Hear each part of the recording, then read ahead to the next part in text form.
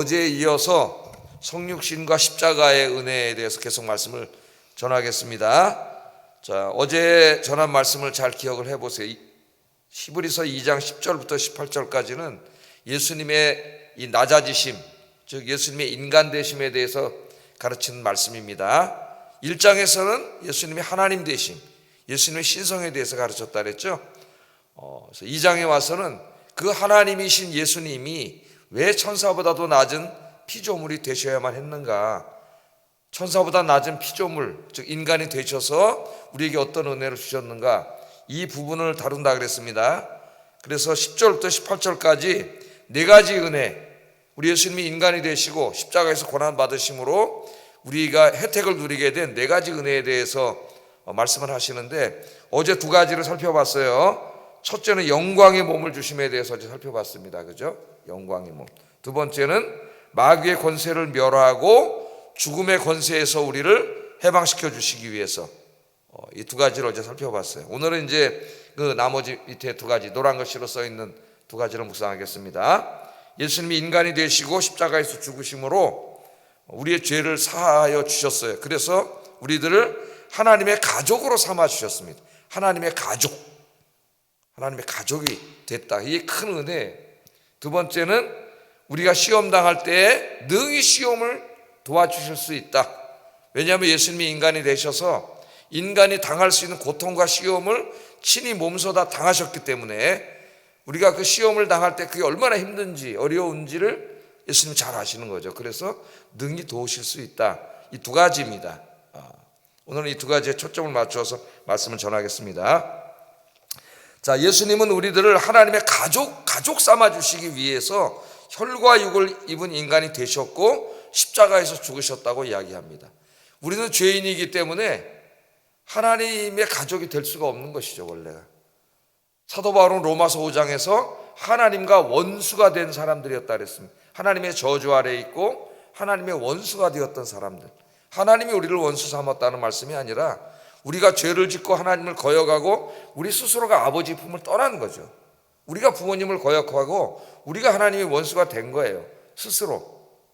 우리가 그런 하나님과의 관계가 다 깨진 상태에 있었기 때문에 어떻게 하나님의 가족이 되겠습니까? 하나님의 저주 아래에 있는 사람들인데. 그런데 우리 예수님께서 오셔서 인간이 되시고 십자가에서 우리 죄를 짊어지시고 죽으셨어요. 우리의 죄를 다 용서해 주셨습니다. 죄사함 받고 구원받아 주님의 영광의 몸을 입을 사람이 되었을 뿐만 아니라 이 땅에 사는 동안 또 영원히 하나님의 뭘로 삼아주셨다고요? 가족이 되게 하셨다는 거예요. 가족으로 삼아주셨습니다. 자, 11절 13절 보면 이 말씀이 나옵니다. 거룩하게 하시는 이와 거룩하게 함을 입은 자들이 다 한 근원에서 난지라. 그러므로 형제라 부르시기를 부끄러워하지 아니하시고. 말씀을 잘 읽어봐야 돼요. 이르시되 내가 주의 이름을 내 형제들에게 선포하고 내가 주를 교회 중에서 찬송하리라 하셨으며 또다시 내가 그를 의지하리라 하시고, 그 다음 말씀도 잘 보세요. 또다시 볼지어다 나와 및 하나님께서 내게 주신 자녀라 하셨으니. 그러니까 이건 예수님의 자녀라는 말이 아니라 예수님이 하나님의 아들이시잖아요. 그런데 또 다른 하나님의 자녀들을 주셨다는 거예요, 형제로. 그런 말씀입니다, 이 말씀이. 자, 여기 보면은 거룩하게 하시는 예수님과 거룩함을 입은 우리들이 한 근원이신 하나님에게서 나왔다, 이렇게 말씀을 하고 있습니다. 그죠? 말씀을 잘 들으세요. 그러니까 이 히브리서 저자의 아주 독특한 어법, 독특한 말투예요. 표현이 나옵니다. 여기 바울하고는 좀 전혀 다르게 설명을 하고 있어요. 거룩하게 하시는 예수님과, 예수님 우리 거룩하게 하시잖아요. 그 예수님의 은혜로 거룩함을 입은 우리들이 다 한 근원이신 성부 하나님에게서 나왔다, 그 말입니다. 하나님에게서 나왔다. 그러니까 이 무슨 말이냐면은 예수님을 인간이 되게 하셔서 인간의 몸으로 이 땅에 보내신 분도 성부 하나님이시고, 또 우리들을 창조하셔서 이렇게 생명을 주신 분도 성부 하나님이다, 이거예요. 다 한 근원에서 나왔다, 그 말씀입니다. 자, 예수님은 하나님의 아들로서 성부 하나님과 함께 세상을 창조하신 하나님이시죠. 우리 1장에서 공부를 했습니다. 하나님이시지만 피조물인 인간이 되심으로, 피조물인 인간이 되심으로 우리들을 예수님의 자신의 형제가 되게 하셨다 말이에요. 형제로 삼아 주셨다. 하나님을 한 아버지로 모시고, 하나님 아버지의 아들이 예수님이시잖아요. 그런데 예수님이 우리들도 어떻게 했다고요? 형제로 삼아 주셨다는 거예요. 형제. 그래서 하나님 한 분 아버지를 모신 한 형제가 됐으니까 예수님은 맏형이 되셨고 우리들도 형제 삼아 주셨다. 그런 언어로 지금 가족됨을 설명하고 있습니다. 자, 오늘 본문의 11절 12절 말씀은 성경 두 개의 성경을 이렇게 이제 인용한 말씀인데, 시편 22편 22절과 이사야 8장 17절 18절을 인용한 말씀입니다. 인용해서 예수님께서 구원받은 하나님의 백성들을 한 가족으로 인정하셨다는 것을 구약 성경을 통해서 강조하시는 그런 말씀이에요. 자, 예수님과 우리는 본질상 형제가 될 수 없죠. 예수님은 하나님이세요. 그분은 창조주 하나님이세요. 우리는 피조물인 인간입니다. 그런데 그냥 인간일 것만 아니라 죄인이에요. 하나님을 거역하고 하나님 말씀에 불순종한 죄인입니다. 도저히 하나님의 가족이 될 수 없는 그런 사람들이에요. 그런 자격이 없는 사람들이에요. 본질상으로도 가족이 될 수가 없어요. 하나님과 우리는 피조물이기 때문에. 그럼에도 불구하고 우리 예수님께서 우리들을 하나님의 가족으로 삼아 주시려고 인간이 되시고, 죄 때문에 가족이 될 수 없기 때문에 십자가에서 우리 죄를 대신 짊어지시고 죽으심으로 우리 죄를 사하여 주시고, 그래서 거룩하게 하심으로 우리를 하나님의 자녀로, 예수님이 형제로 삼아 주셨다. 그렇게 말씀을 하고 있는 겁니다. 예수님이 형제로 삼아 주셨다. 그래서 우리들은 이제 하나님의 가족, 우리 인간의 언어로 말하면 로얄 패밀리가 된 거예요. 왕족이 된 거예요. 그래서 요한복음 1장 12절에 보면은 영접하는 자, 곧 그 이름을 믿는 자들에게는 하나님의 자녀가 되는, 이걸 뭐라 그랬어요? 엑수시아, 권세라 그러잖아요. 권세를 주셨다 그래요. 이게 왜 권세냐? 만왕의 왕이신 우리 하나님, 창조주신 하나님의 자녀가 됐잖아요. 예수님만 자녀가 아니라 하나님의 아들이 아니라 이제 우리 모두가 하나님의 아들, 딸이 되게 해주셨다. 우리 히브리서 저자가 그렇게 설명을 하고 있습니다. 우리 인간 사회에서도요, 친형제들도 보면은 옛날에 형제들이 많았잖아요. 요새는 한두 명 이렇게밖에 없는데, 옛날에 형제들이 많아서 막 5형제, 6형제, 8형제, 9형제 막 이렇게, 우리 교회도 9형제 이렇게 되신 분들이 막 있어요. 8형제, 9형제. 형제들이 많은데 잘 지내는 분들도 있지만은 형제들 간에 이제 막 이렇게 나중에 이게 막 경제적이고 사회적인 신분이 막 높아지고 이렇게 차이가 많이 나면은 잘 만나지 않더라고요. 형제들 간에도. 잘 이렇게 만나지가 않아져요. 서로가 이렇게 좀 뭐 부끄럽게 느끼는지, 물론 잘 만나는 가족도 있지만 인간 사회에서는 친형제도 이 차이가 많이 나면은 한 가족으로 잘 지내지 않더라고요. 거의 뭐 만나지 않아요. 근데 그럼에도 불구하고 우리 예수님께서는 죄인인 우리들, 피조물인 우리들을 죄사해 주시고 구원해 주셨을 뿐만 아니라 하나님의 가족으로 삼아 주셨어요. 그러니까 어제는 영광의 몸을 주신다 그랬죠. 우리 주님과 같은 그 영광의 몸을 입고 하나님과 남남으로 사는 게 아니라 하나님의 자녀로 사는 거죠. 그래서 예수님은 맏형이 되시고 우리 형제들이 돼. 그래서 예수 믿는 모든 사람들은 다 뭐예요? 한 가족이에요. 한 가족. 이것을 오늘 설명하고 있습니다. 그래서 내가 예수 믿고 구원받았다 하는 것은 단지 죄사함 받고 구원받았습니다만이 아니라 어제 배운 것처럼 영광의 몸을 입는 존재가 되었고 하나님의 로얄 패밀리가 되었고, 또 이 땅에 사는 동안 죽음의 그 두려움 공포로부터 부활의 소망을 주심으로 해방시켜 주셨고, 그러니까 이 구원의 의미를 굉장히 풍성하게 설명하는 거예요. 히브리서는 예수님의 그 기독론도 굉장히 풍성하게 설명을 하고, 그 은혜를 통해서 우리가 누리게 되는 은혜도 이처럼 굉장히 풍성한 은혜를 설명하고 있습니다. 자, 우리가 하나님의 가족이 되었어요. 그래서 여기 중요한 게 뭐냐면 이제 그리스도인들의 새로운 가족관. 이 땅에서는 가족, 그러면 혈과 육을 나눈 사람이 가족이죠. 혈과 육을 나눈 사람에게는 막 서로 도와주고 서로 사랑하면서 살잖아요. 그런데 하나님 나라가 이 땅에 임했을 때, 이제 이 세상이 하나님의 심판을 받고 하나님 나라가 이 땅에 임했을 때는 혈과 육으로 가족관계가 이루어지지 않는다고 말씀드렸습니다. 혈과 육은 없어져요. 예수 그리스도를 믿음으로 가족관계가 형성이 되어지기 때문에 이 땅에서 혈과 육으로 형제 자매를 할지라도, 한 가족이었다 할지라도 구원받지 못한 사람은 하나님 나라가 임할 때 한 가족이 될 수 없습니다. 믿음으로 한 가족이 되는 거예요. 그 믿음의 식구들이 지금 이 교회에 모이는 거죠. 아이언교회 공동체 안에 이렇게 모여서 신앙생활을 하는 겁니다. 그러니까 우리 모두는 이제 남이 아니라 뭐예요? 한 가족이, 영원한 가족.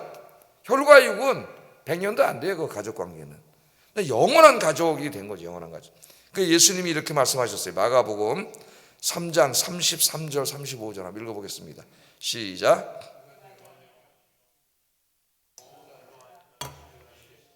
내 어머니와 동생들을 보라. 누구든지 하나님의 뜻대로 행하는 자가 내 형제요 자매요 어머니니라. 예수님 막 설교하시는데 막 귀신 들렸다 그러고 사람들이 막 그러잖아요. 막 귀신 들렸다 그러고. 그러니까 막 이제 사람들이 찾아가서 막 당신의 아들만 저기서 어쩌고 얘기하니까 그 예수님의 가족들이 찾아왔죠. 걱정이 돼가지고. 걱정이 찾아왔던 사람들이 여기 당신 어머니하고 동생들 왔는데요. 그렇게 얘기했더니 예수님이 하신 말씀이에요. 누가 내 형제고 누가 내 부모냐? 그건 오해하시면 안 됩니다. 여기는 형제도 아니고 부모도 아니고 그런 의미가 아니에요. 근본적으로 누가 형제고 부모냐?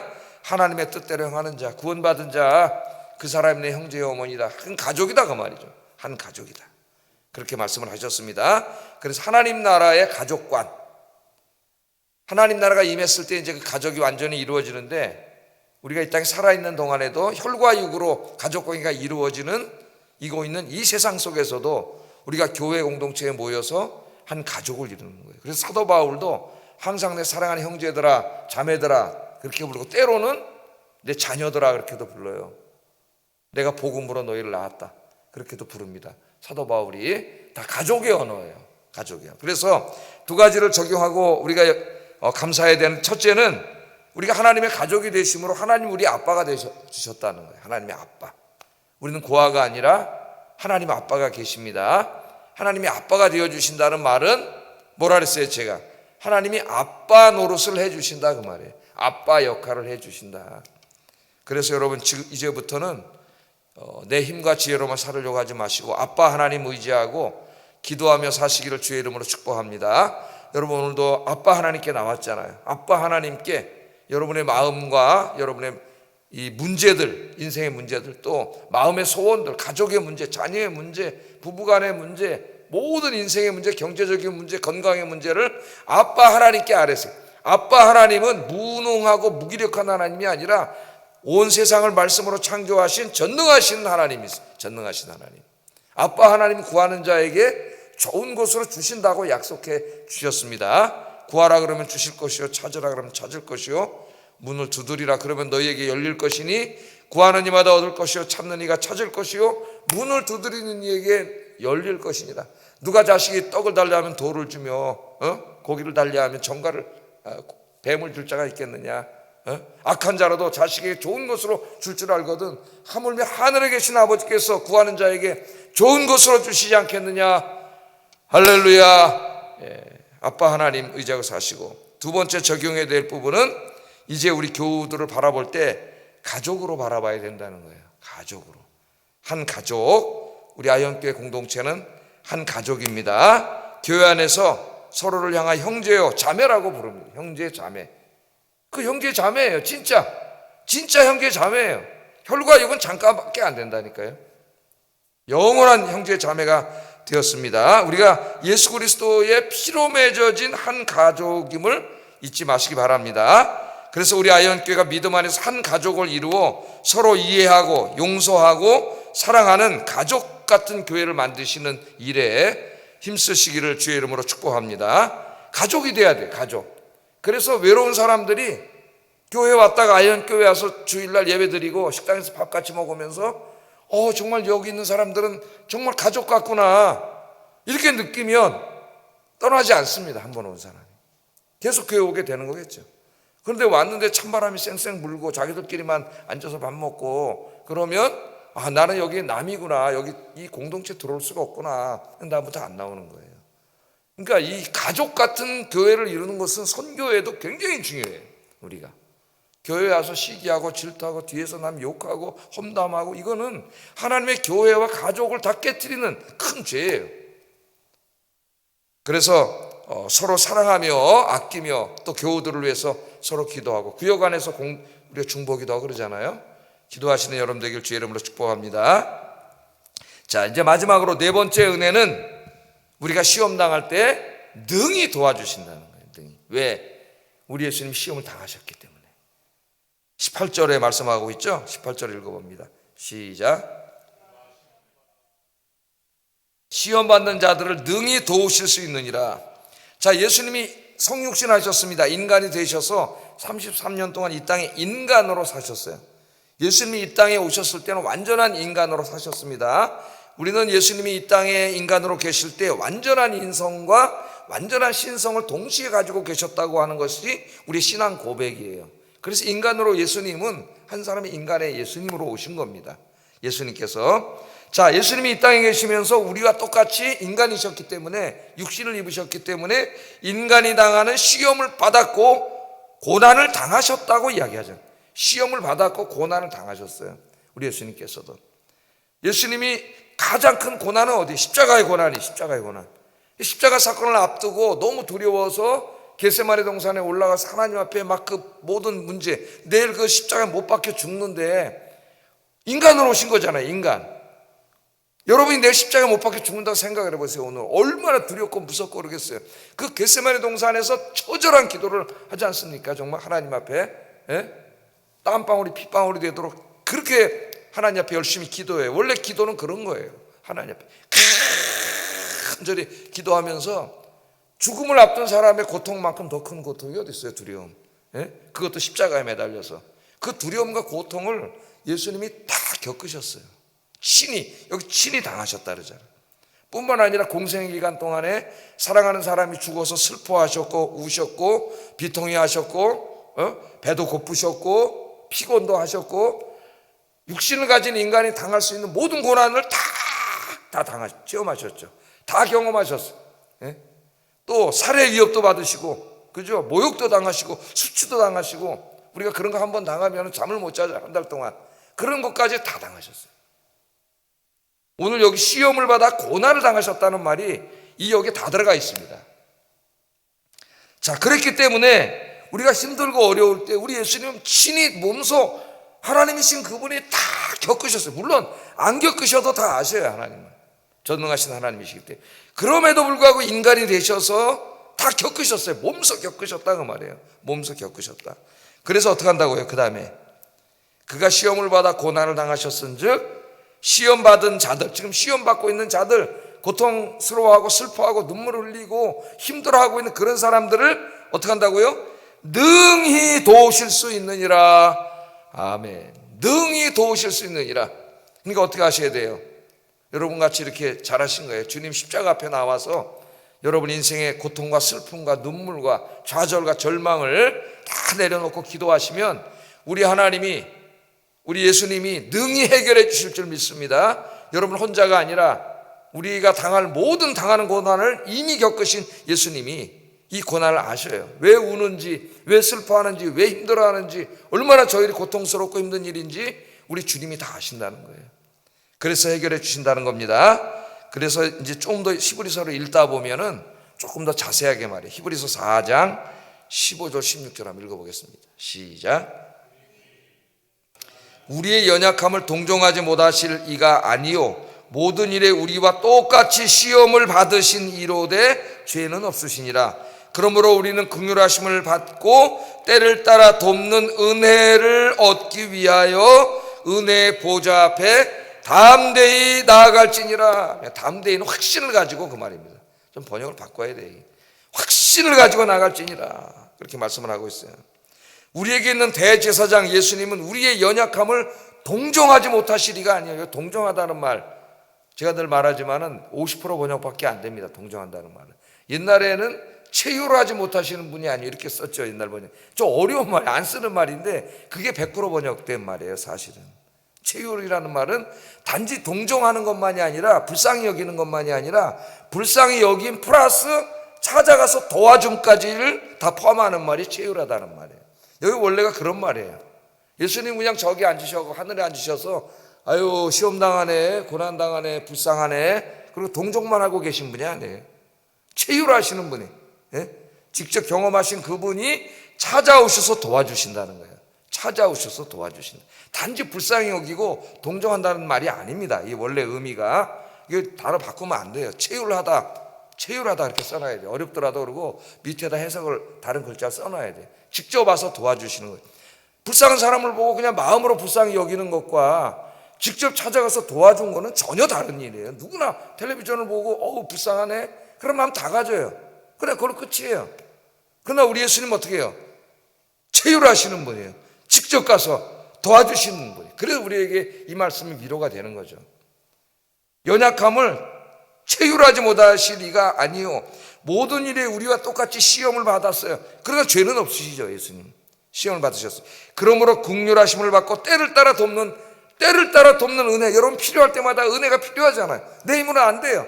그 은혜를 얻기 위해서 주님의 보좌 앞에 이렇게 여러분처럼 확신을 가지고, 이 말씀의 확신을 가지고 나와서 기도하여 이 문제를 다 해결받는 여러분 되시기를 주의 이름으로 축복합니다. 기도하겠습니다. 자, 어제 두 가지를 우리가 살펴봤고, 주님의 십자가, 성육신의 은혜로 누리는 은혜, 어제 두 가지, 오늘 두 가지입니다. 우리와 같은 죄인을 하나님의 가족으로 받아주심에 감사하면서 남은 삶을 하나님 아버지 의지하고 또 믿음의 가족들을 사랑하며 살게 하소서. 이만의 기도 제목이. 두 번째, 인생의 문제로 시험당할 때 시험당하는 자를 능히 도우시는 예수님을 생각하며 십자가 앞에 인생의 모든 문제들을 내려놓게 하소서. 기도하게 하소서. 기도하겠습니다.